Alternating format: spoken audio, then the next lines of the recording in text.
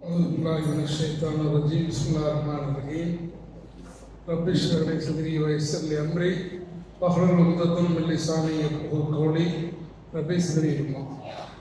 நம்மை எல்லாம் படைத்து பரிபாலித்து பாதுகாத்து கருத்து கொண்டிருக்கக்கூடிய எல்லாம் வல்ல அல்லாஹ் சுப்ஹானஹு வ தஆலா புகழ்ந்தவனாக அவனுடைய சாந்தியும் சமாதானமும் அவனது உயிரினும் மேலான உத்தம தூதரின் மீதும் அவரை பின்பற்றக்கூடிய அத்தனை மக்கள் மீதும் பொழியப்படட்டுமாக என்று பிரார்த்தித்தவனாக அன்பு தலைவர் அழுத பொழுதுகள் என்னும் தலைப்பில் ரசூல் ஸல்லல்லாஹு அலைஹி வஸல்லம் அவர்கள் எந்தெந்த தருணங்களில் அழுதிருக்கிறார்கள், அந்த அழுகைக்கு பின்னால் உள்ள காரணங்கள் என்ன, அதிலிருந்து நாம் பெற வேண்டிய படிப்பினை என்ன என்பது போன்ற விஷயங்களை கடந்த 3 நாட்களாக பார்த்து கொண்டிருக்கிறோம். அந்த அடிப்படையில் பெருமானார் ஸல்லல்லாஹு அலைஹி வஸல்லம் அவர்கள் ஒரு முறை சஹாபாக்களுக்கு மத்தியிலே இருந்தபோது குர்ஆனுடைய 2 வசனங்களை ஓதி காண்பிக்கிறாங்க. என்ன அந்த வசனத்துடைய பொருள் அப்படின்னா, இனி இறைவனே, சின்னமாக இந்த சிலைகள் பெரும்பாலான மக்களை வழிகட்டில் ஆகிவிட்டன. எவர்கள் என்னுடைய வழிமுறையின்படி இறைவனுக்கு இணை வைக்காமல் இருந்தார்களோ அவர்கள்தான் சின்னமாக என்னை சார்ந்தவர்கள் என்று இறைவனிடத்தில் இப்ராஹிம் அலைஹிஸ்ஸலாம் அவர்கள் கூறக்கூடிய அந்த துஆவை கூறக்கூடிய அந்த வசனத்தை ஓதி காண்பித்து விட்டு ஈசா அலைஹிஸ்ஸலாம் அல்லாஹ்ட்ட ஒரு வார்த்தை சொல்லுவாங்க. என்ன வார்த்தை அப்படின்னா, அவங்களுடைய உம்மத்துக்காக, நீ அவர்களுக்கு பாவம் செஞ்சிட்டாங்க, உன்னை வணங்காமல் உனக்கு இணை வைத்து விட்டார்கள், அவர்களுக்கு தண்டனை அளித்தால் அவர்கள் நிச்சயமாக உன்னுடைய அடிமைகளே, நீ அவர்களை மன்னித்தாலும் அவர்களுடைய அடிமைகளே. அதாவது தண்டனை அளிப்பதற்கு உனக்கு உரிமை இருக்கிறது, மன்னிப்பதற்கு உரிமை இருக்கிறது என்று ஈசா அலைஹிஸ்ஸலாம் சொன்ன அந்த வசனத்தை ஓதிவிட்டு நபி ஸல்லல்லாஹு அலைஹி வஸல்லம் அவர்கள் 2 கைகளையும் வானை நோக்கி உயர்த்தி யா அல்லாஹ் என்னுடைய உம்மத் என்று சொல்லி கண்ணீர் சிந்தி அழுதார்கள். உடனே ஜிப்ரீல் அலைஹிஸ்ஸலாம் அவர்களை அல்லாஹ் தஆலா எல்லாமே தெரியும், ஏன் அழுகுறாங்க, எதுக்கு அழுகுறாங்க தெரியாமலாம் இல்லை. இருந்தாலும் ஜிப்ரீல் அலைஹிஸ்ஸலாம் அவர்களை இறைவனுடைய தூதரிடத்திலே முகமது இடத்திலே சென்று, ஏன் முகமது அழுகிறார், முகமது அழுவதற்கான காரணம் என்ன, கேட்டு வாருங்கள் என்பதாக ஜிப்ரீல் அலைஹிஸ்ஸலாம் அனுப்புறாங்க. ஜிப்ரீல் அலைஹிஸ்ஸலாம் வந்து ரசூலுல்லாஹ்ட்ட கேட்கிறாங்க, ஏன் முகமது எதுக்காக அழுவுறீங்க, என்னுடைய உம்மத்தை நினைத்து அழுகின்றேன், அவன் நினைத்தால் தண்டிக்கவும் செய்யலாம், அவன் நினைத்தால் மன்னிக்கவும் செய்யலாம், என்னுடைய உம்மத்துகளை என்ன ஆகும், எனக்கு பின்னால் வரக்கூடிய இந்த உம்மத் என்ன சூழ்நிலைக்கு ஆட்படுவார்கள், என் இறைவன் மன்னிப்பானா, என் இறைவன் தண்டிப்பானா எனக்கு தெரியவில்லையே என்று நான் அழுகின்றேன் என்பதாக அல்லாஹ்வுடைய தூதர் சொன்னாங்க. உடனே ஜிப்ரீல் அலைஹிஸ்ஸலாம் செய்தியை அல்லாஹ்விடத்தில் எடுத்துட்டு போறாங்க. உடனே அல்லாஹ் தஆலா சொல்றான், ஜிப்ரீலே, முஹம்மது இடத்திலே சென்று இவ்வாறு கூறுங்கள், உம்மத்துடைய விஷயத்தில், முஸ்லிம்களுடைய விஷயத்தில் நீர் திருத்தி கொள்ளக்கூடிய வகையில் அல்லாஹ் நடந்து கொள்வான். முகமது சொல்லுங்க, உன்னுடைய உம்மத்துடைய விஷயத்துல உன் மனசு போனாம நீ எந்த நிலையை நான் மேற்கொள்ளணும்னு நீங்க நினைக்கிறீங்களோ அந்த மாதிரி திருப்தியுள்ள வகையில் அல்லாஹ் நடந்து கொள்வான். நீர் கவலை அடையும் வண்ணம் ஒருபோதும் அல்லாஹ் நடக்க மாட்டான். எவ்வளவு பெரிய விஷயம் பாருங்க. நமக்காகத்தான் ரசூலுல்லாஹ் எவ்வளவு செஞ்சிருக்கிறாங்க.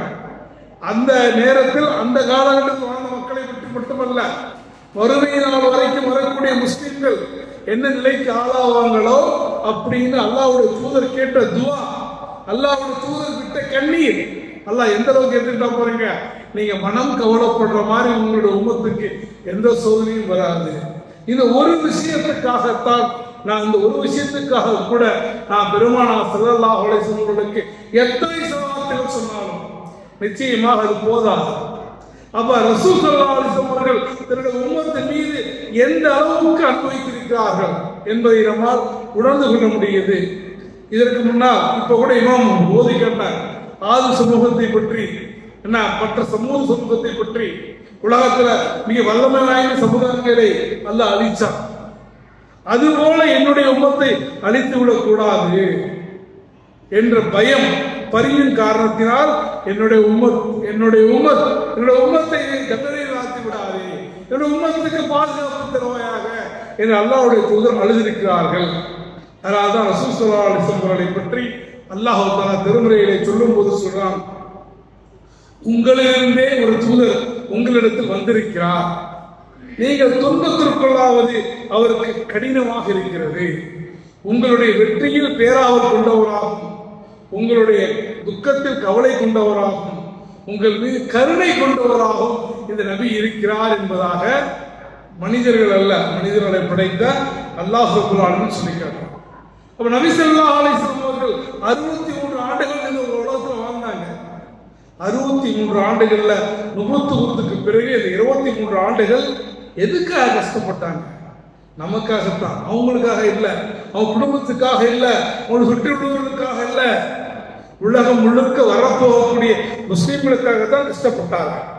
மக்காவோட மாநகர்ல இஸ்லாத்தை எடுத்து சொல்லாத போது அவங்க ராஜபோகமா ட்ரீட் செய்யப்பட்டாங்க. அல்லமீன் அஸ்ஸாதிக் ரசூலுல்லாஹ் கேட்கிறாங்க, மக்காவுடைய மலையில ஏறி கேட்கிறாங்க, இந்த மலைக்கு பின்னால் ஒரு படை வருகிறது என்று சொன்னால் நம்புவீர்களா? நம்புவோம் முகம்மதே, இது என்னைக்கு போய் சொல்லிக்கிறீங்க? அடுத்து கேள்வி கேட்கிறாங்க, அப்படின்னா அல்லாஹ் ஒருவன் என்ற செய்தி எடுத்துக் கொள்ளுங்கள். அதை மட்டும் என்ன பண்ணாங்க? நம்பல. அப்ப ரசூலுல்லாஹ் இஸ்லாத்தை எடுத்து சொன்ன காரணத்திற்காக குறைஷி தலைவர்கள் அவர் தலையை மண்ணள்ளி போட்டாங்க, லிட்டரலா மண் எடுத்து அள்ளி போட்டாங்க. அந்த சமயத்திலே கூட பெருமானார் பொறுமை காத்தார்களே. ஏன் பொறுமை காத்தாங்க? பின்னால் வரக்கூடிய சந்ததியும், பின்னால் உலகமும் இஸ்லாம் பரவும், பின்னால் எல்லாரும் முஸ்லீம்களாக ஆவார்கள் என்பதற்காகத்தானே அல்லாஹ்வுடைய தூதர் பொறுமை காத்தார்கள். காபாவுல இறைவனை வழிபட்ட நிலையில் சுஜூதிலே இருக்கும் போது நாற்றமெடுக்கும் ஒட்டகத்திலே குடலை கழுத்தில் போட்டார்களே, அதை தாங்கிக் கொண்டார்கள், வேதனையோடு தாங்கிக் கொண்டார்கள். எதுக்கு? நீங்களும் நானும் நரக நெருப்பிலிருந்து விடுதலை பெற வேண்டும் என்பதற்காகத்தான் அல்லாஹ்வுடைய தூதர் அந்த நாற்றம் எடுக்கக்கூடிய அந்த ஒட்டகத்தின் திமிலை குடலை கழுத்தில் போட்ட போது தாங்கிக் கொண்டார்கள். அதே போல ஒரு முறை காபத்துல்லாவிலே இருக்கும் போது மக்கத்து அந்த குறைஷிகள் பாராங்களை தூக்கி வந்து சுஜூதிலே இருக்கும்போது கழுத்திலே வைத்து பாரத்தால் அவர்களால் தலையை உயர்த்த முடியவில்லை. அப்படியே சுஜூதில் இருக்கிறாங்க, எந்திரிக்க முடியல. ஓடி வந்த அருமை மகள் பாத்திமா ரலியல்லாஹு தஆலா அந்த கல்லை அகற்றும் போது அகற்றி தன்னுடைய தந்தையை பார்த்து அழுகிறார்கள்.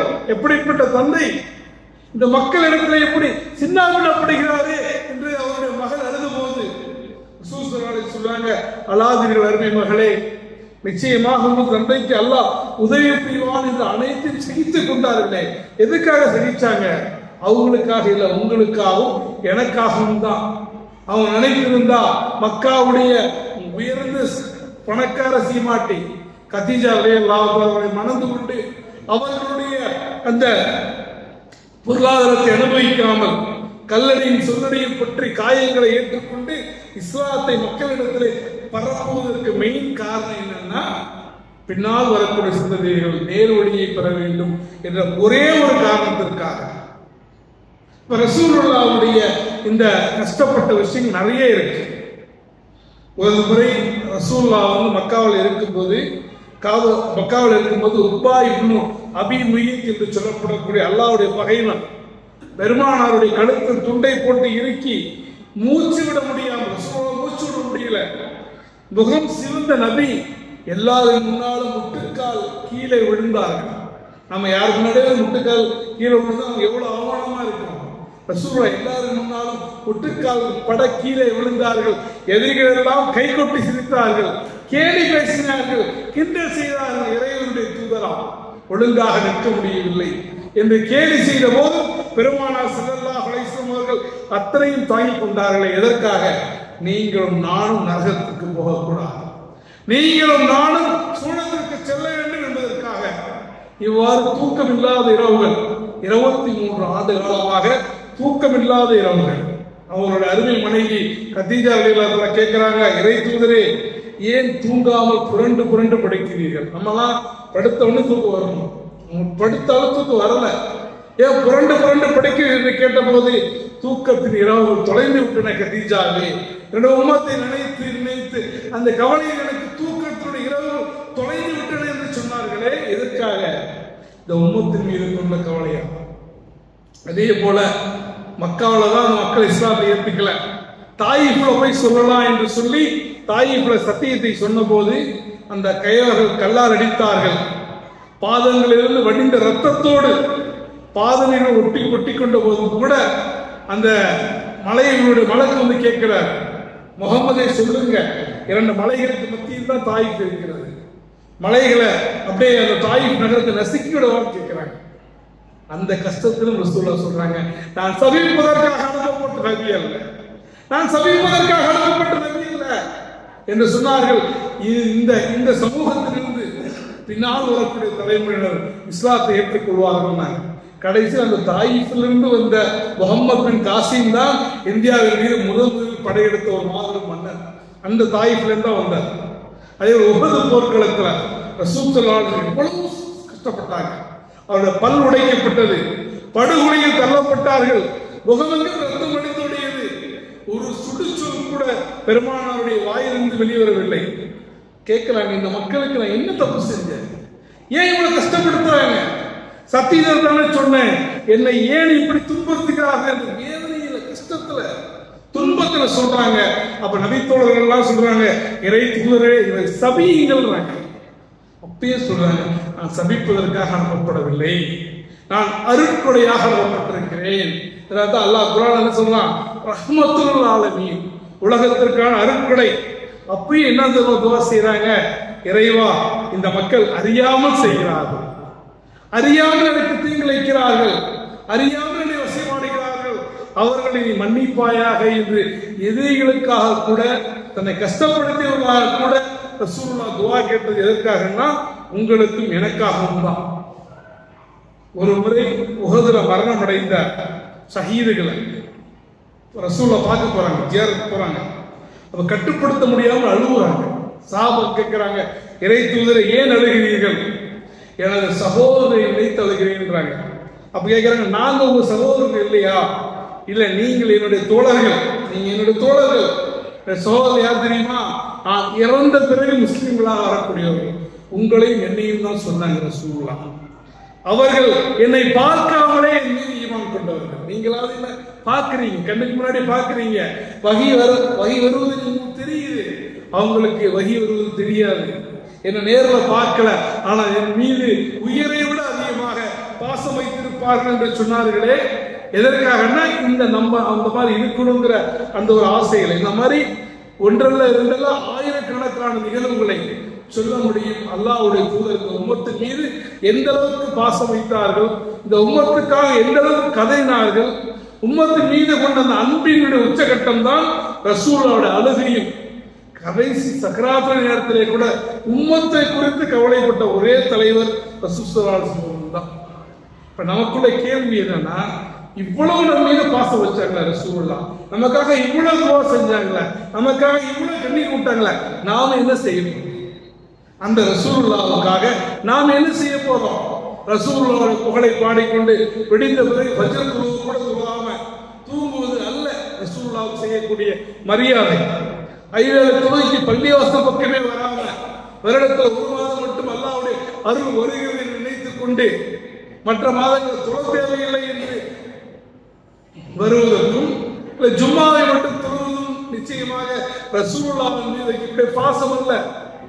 இல்லைன்னா பழகக்கூடிய மனிதர்கள் மீது வெறுப்பையும் துவேஷத்தையும் பொறாமையும் கீழ்த்தரமான எண்ணங்களை வைத்துக் கொண்டு அவர்களுக்கு தெரியாமல் அவர்களை பற்றி தவறான வதந்தியான சமூகத்துக்கு பயன்படக்கூடிய திட்டங்களை செய்யக்கூடியவர்கள் மீது அவதூறுகளை அள்ளி வீசிவிட்டு நேரில் பார்க்கும்போது சிரித்துக் கொள்கிறோமே, இதுதான் நபிக்கு செய்யக்கூடிய கைமாறன் கேட்டால் நிச்சயமாக கிடையாது. அப்ப ரசூலுல்லாஹ் எதை செய்ய சொன்னார்களோ, ரசூலுல்லாஹ் எதை விட்டு உங்களை விலகி இருக்க சொன்னார்களோ அதை செய்வதும், ரசூலுல்லாஹ் தடுத்ததிலிருந்து விலகிக் கொள்வதும் தான் நம் ரசூலுல்லாஹ் செய்யக்கூடிய முழுமையான முன்மாதிரி. அல்லாஹ் தஆலா குர்ஆன்ல சொல்லும்போது சொல்லி காட்டுகிறான், லக்கது கான லக்கும் ஃபீ ரசூலுல்லாஹி உஸ்வத்துன் ஹஸனா. அல்லாஹ்வுடைய தூதரிடத்திலே உங்களுக்கு முழுமையான முன்மாதிரி இருக்கிறது.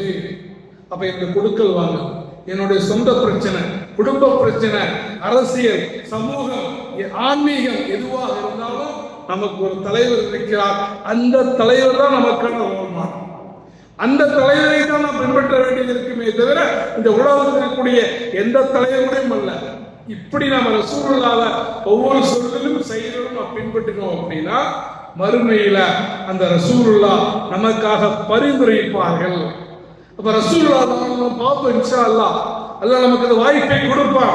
இந்த உலகத்தில் எந்த தூதரின் மீது அவ்வளவு நேசம் வைத்திருக்கிறோமோ, என்னுடைய உயிரை விட அதிகமாக நேசிக்கிறோமோ, அந்த தூதரை நாம் மறுமையில் நேரிலே பார்ப்போம்.